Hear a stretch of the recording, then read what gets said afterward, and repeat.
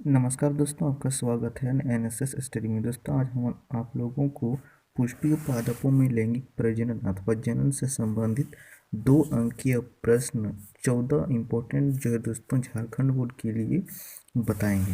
दोस्तों, ये सभी बोर्ड के लिए होगा, लेकिन झारखंड बोर्ड के लिए जो है दोस्तों काफ़ी महत्वपूर्ण है। तो चलिए दोस्तों शुरू करते हैं। इसमें सबसे पहला प्रश्न है, अनिषेक फलन क्या है? What is called parthenocarpy. तो इसका आंसर है दोस्तों कि कुछ पौधों में निषेचन के बिना ही फल का निर्माण हो जाता है। कुछ ऐसे पौधे होते हैं हमारे बीच जिसमें बिना निषेचन के ही फल का निर्माण हो जाता है। और दोस्तों, इस प्रकार के हम लोग फल को क्या कहते हैं? अनिषेक फल कहते हैं। कहता है कि निषेचन के बिना फल की उत्पत्ति क्रिया को अनिषेक फलन कहते हैं। ये बीजरहित या अनुत्पादक बीज वाले फल होते हैं। यानी दोस्तों, इस प्रकार के बीज जो है दोस्तों अगर हम बोएंगे तो उससे कोई उत्पाद नहीं बनेगा, यानी वो बीज जो है दोस्तों बेकार है। अगला प्रश्न है दोस्तों यहाँ पर परनिषेचन अथवा जीनोगेमी क्या है? What is xenogamy? तो दोस्तों, इसका उत्तर है परनिषेचन अथवा जीनोगेमी। इसमें भिन्न पादपों के परागकोश से भिन्न पादपों के वर्तिकाग्र तक पराग कणों का स्थानांतरण होता है। मात्र यह ही केवल एक प्रकार का परागण है, जिसमें परागण के समय आनुवंशिकतः भिन्न प्रकार के परागकणों का आगमन होता है। अगला प्रश्न है, और दोस्तों अगर आप चाहते हैं कि इसका आप PDF डाउनलोड करें तो इसका लिंक मैं पहले जो है दोस्तों डिस्क्रिप्शन में दे दिया हूँ, आप वहाँ से जाकर डाउनलोड कर सकते हैं। और दोस्तों, डाउनलोड करने से पहले अगर आपके मोबाइल में दोस्तों गूगल ड्राइव नहीं है तो उसे जरूर डाउनलोड करें। अगला प्रश्न है दोस्तों यहाँ पर क्वेश्चन नंबर 3, विपुंसन अथवा इमेस्कुलेशन क्या है? What is emasculation? तो दोस्तों यहाँ पर उत्तर है पुष्प से परिपक्वता। परिपक्वता मतलब होता है दोस्तों पकना, जिसको हम लोग कहते हैं साधारण भाषा में दोस्तों पक जाता है, हाँ, उसी को कहते हैं परिपक्वता। तो पुष्प से परिपक्वता के पहले परागकोश को हटा दिए जाने की क्रिया इमेस्कुलेशन कहलाती है। कहता है दोस्तों कि उन्नत फलों को विकसित करने के लिए यह विधि उपयोग में लाई जाती है। इस विधि में प्रस्फुटन का मतलब होता है फूटना। तो प्रस्फुटन से पहले स्टामेन की चिमटी की मदद से निकाल देते हैं। यानी दोस्तों इसमें जो इस प्रकार के जो इमेस्कुलेशन होते हैं, इसमें प्रस्फुटन यानी फूटने से पहले जो स्टेमन है उसको चिमटी की मदद से निकाल देते हैं। फिर यह सुनिश्चित क्रिया जो है दोस्तों क्या कहलाती है? तो कहता है कि फिर यह सुनिश्चित किया जाता है कि अपेक्षित परागकण को वर्तिकाग्र तक पहुंचाने दिए जाए। कहता है कि विपुंसन पुष्प को बटर पेपर की थैली से ढक दिया जाता है, जिसे बैगिंग कहा जाता है।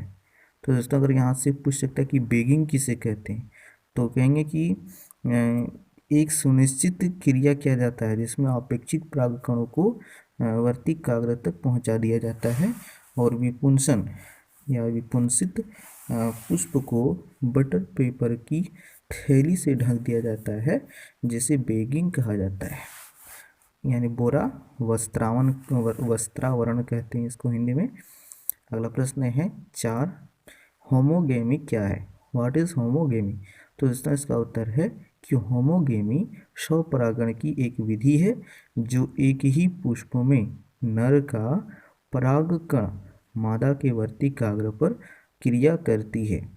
पुष्प का खिलना और बंद होना नर तथा मादा एक साथ हो जाता है, जिससे परागकण परागकोश से निकलकर वर्तिकाग्र की सतह पर आ जाती है।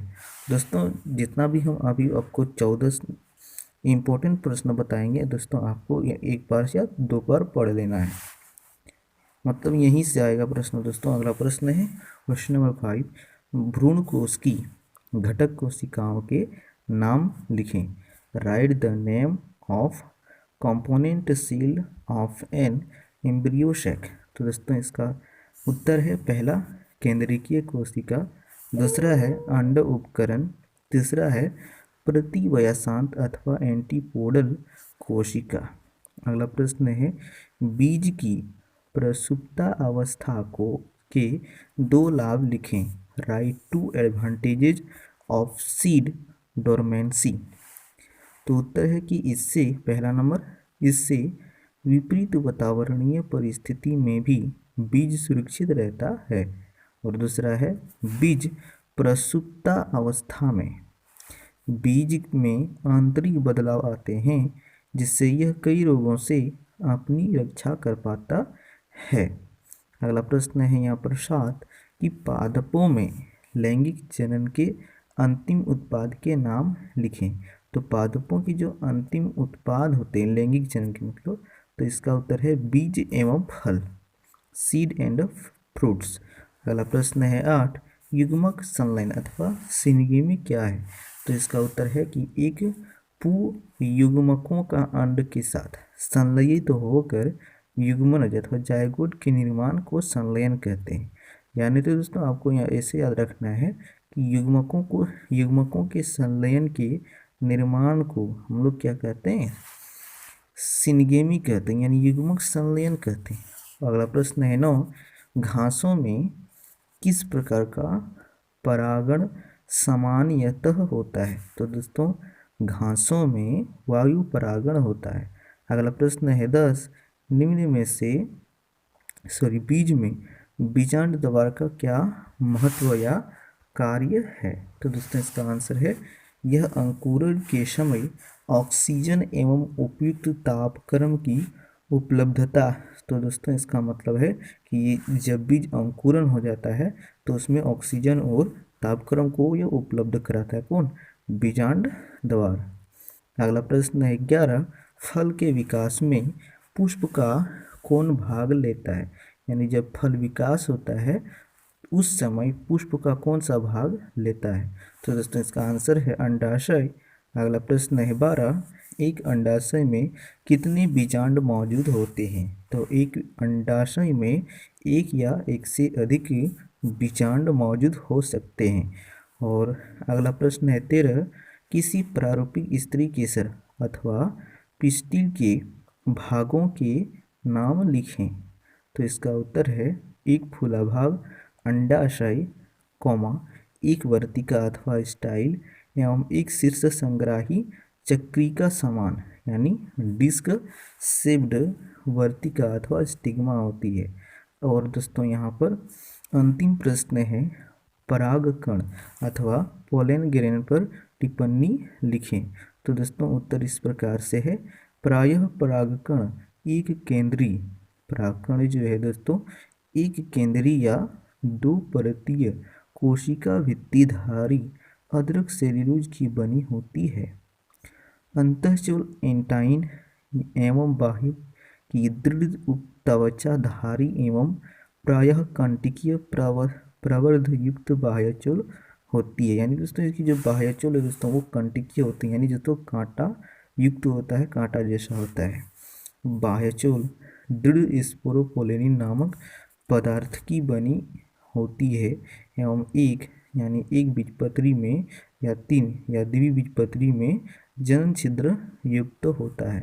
तो दोस्तों अगर आप चाहते हैं कि इसका PDF डाउनलोड करना चाहते हैं दोस्तों लिंक डिस्क्रिप्शन में है, आप वहां से डाउनलोड कर सकते हैं।